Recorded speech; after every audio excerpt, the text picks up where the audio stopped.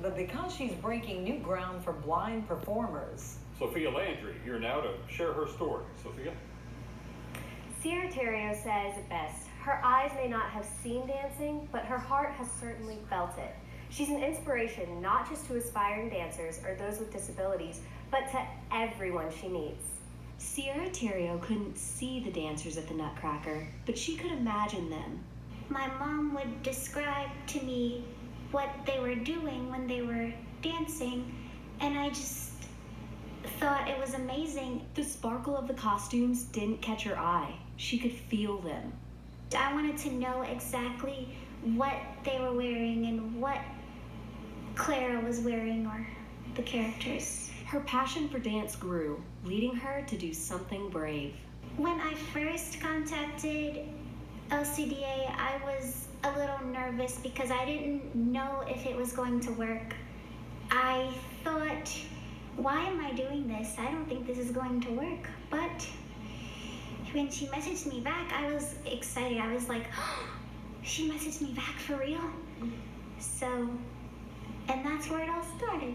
She told me about her wishes, and she talked to me about her disability, and I thought about it really long and hard because I'm a classroom teacher first and foremost. I spent 25 years in the classroom, and one of the things as a classroom teacher is that you have to address every student's needs, no matter what it may be. So I thought, I'll figure this out. So I said, sure, we're going to find a class for you. So didn't know how I was going to do it because I'd never had a blind student before. So Colleen Benoit, the director of the Lake Charles Dance Academy, came up with a plan. It wasn't going to be easy, and she would need help. In came Celia Gilbo, the girl who would become Sierra's eyes. So I was like, okay, let's do this, let's try this, let's see, what happens. I never knew that it would turn into such a big thing. When she would say first, Celia would manually turn my feet out, and then she would put her hand on my leg to make me plie, and it was a lot of touch the first year. It still is, but not as much, because the very first year I was very new to it, so she had to do a lot of physical contact with me. It wasn't always easy. It's challenging at times because she does kind of get frustrated with herself, but like she said, just tell her, slow down. It's okay, if she's having trouble with something that I would have trouble with, I'd be like, it's okay, I messed up this combination in class today too, so there's nothing to worry about. Just let's re-examine this from a different angle.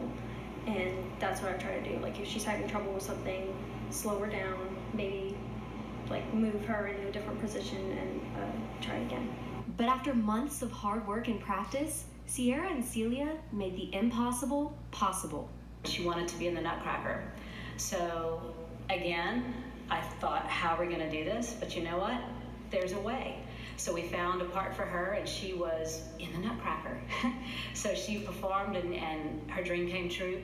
And that wasn't the only performance. Celia is amazing. I feel like she's been a big light in my world and my life because she has given me so much in the last 3 years. Their last dance was in May.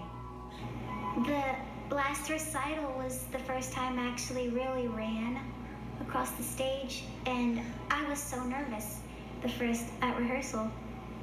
But I did it, and when I was little, I used to say, I'm running with Jesus, and that's what I did.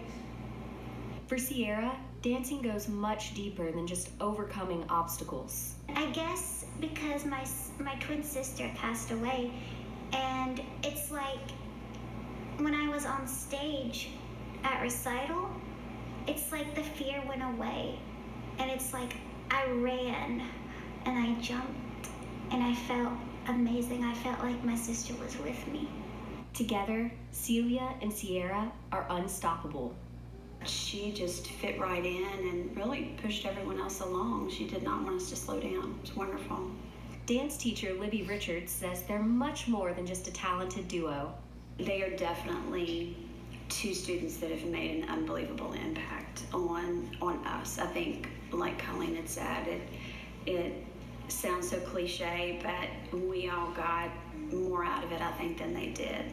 the lessons she's taught us are far greater than what we can teach her ever. So she's been a blessing. I think that this all started with just that one person in the audience that was inspired and just wanted to feel the costumes, you know, how simple but sweet that is, and that love and interest has grown, and look at how many people she's inspired. It's amazing. Sierra graduated from Grand Lake High School in May, and she and her family plan to move to Georgia where she will continue dancing. She eventually wants to move to Brazil and attend the ballet school for the blind. At your service, Sophia Landry, KPLC 7 News. And I got a feeling that Sierra can do anything that she sets her mind to do. That's a great story.